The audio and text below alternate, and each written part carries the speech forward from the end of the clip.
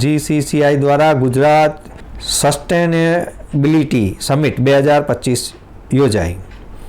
Gujarat chamber of commerce and ઇન્ડસ્ટ્રીઝે ક્રિસ્ટાર LLP ખાતે GCCI ગુજરાત સસ્ટેનેબિલિટી સમિટ 2025નું સફળતાપૂર્વક આયોજન કર્યું હતું, જે સમગ્ર પ્રદેશમાં મજબૂત વ્યવસાયિક પ્રથાઓને આગળ વધારવાના એક મહત્વપૂર્ણ ક્ષણ બની હતી. ગુજરાતમાં આ પ્રકારની પ્રથમ ઉદ્યોગ આગેવાનોની હેઠળની સમિટમાં પર્યાવરણ, સામાજિક અને શાસન પહેલ પર અર્થપૂર્ણ સંવાદને પ્રોત્સાહન આપવા માટે આંતરરાષ્ટ્રીય નિષ્ણાતો સાથે વિવિધ ક્ષેત્રના 30થી વધુ પ્રતિષ્ઠિત વક્તાઓએ એક મંચ પર એકત્ર થયા હતા. આ સમિટમાં પોલિસી મેકર્સ, ઉદ્યોગ લીડર્સ અને સસ્ટેનેબિલિટી એક્સપર્ટને વૈશ્વિક શ્રેષ્ઠ પ્રથાઓ પર સહયોગ અને આંતરરાષ્ટ્રીય શેર કરવા માટે એક પ્લેટફોર્મ તરીકે સેવા આપી હતી. ઉત્પાદન, ટેકનોલોજી, ઉર્જા અને નાણાકીય ક્ષેત્રને સહભાગીઓ તેમજ UK, ડેનમાર્ક અને નેધરલેન્ડના આંતરરાષ્ટ્રીય પ્રતિનિધિઓએ પણ આ સમિટમાં ભાગ લીધો હતો. GCCIના પ્રમુખ સંદીપ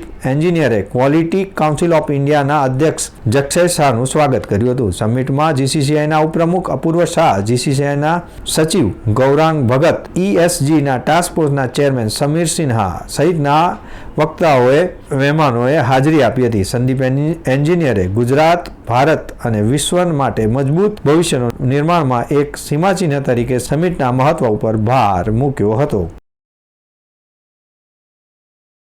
હું સંદીપ એન્જિનિયર GCCIના પ્રેસિડેન્ટ છું અને આજે જે સસ્ટેનેબિલિટી સમિટ યોજાઈ છે એમાં અમારી ESG ટાસ્ક ફોર્સે આ સમિટ યોજી છે.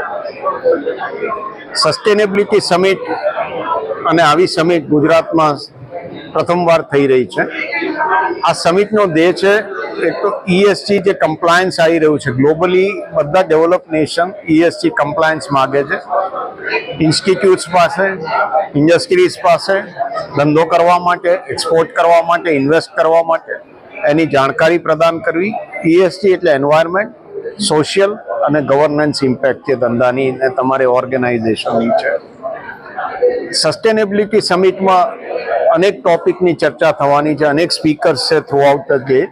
ખાસ કરીને જે અત્યારે એન્વાયરમેન્ટની સેફટી જાળવવાની છે અને જે આપણા પ્રધાનમંત્રી શ્રી નરેન્દ્રભાઈનો મોટો છે કે બાય 2070 આપણા દેશને કાર્બન પોઝિટિવ બનાવો, એને માટે આવા અનેક સમિટ્સ યોજાવા જોઈએ, યોજાશે અને એમાં એન્વાયરમેન્ટને કઈ રીતે સંભાળવું આપણી આવતી જનરેશન માટે અને સસ્ટેનેબલ બનાવવું એની ઉપર આજે આ ચર્ચા યોજાઈ છે. આ ચર્ચામાં અનેક ટોપિક્સની ચર્ચા થશે, જેમાં કઈ રીતે આપણે ગ્રીન એનર્જી પ્રોડ્યુસ કરીએ, સસ્ટેનેબલ એનર્જી પ્રોડ્યુસ કરીએ અને ગુજરાતને ગ્રીન બનાવીએ અને આખા વિશ્વને ગ્રીન બનાવીએ.